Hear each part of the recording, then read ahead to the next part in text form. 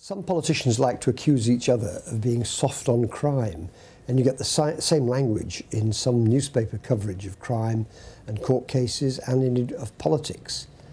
But it's a world away from rational debate based on the evidence about what is most likely to work to stop crimes being committed and to turn people away from crime when they've already committed offences and have to serve sentences.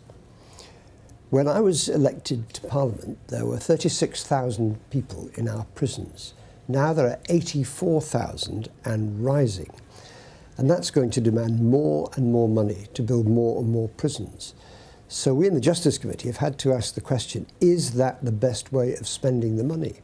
Or would we achieve more if we spent more money on things like the government's Troubled Families programme, if we spent more money on things which turn people away from crime and which deal with people before they get into the criminal justice system? Even in Texas, which is generally thought to be one of the toughest of American states, politicians and the public generally have agreed that they can't go on spending money building ever more prisons.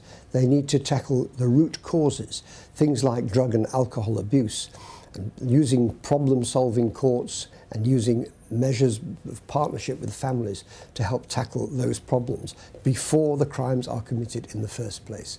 It's that kind of rational discussion about what works that we think we need to have around our criminal justice system.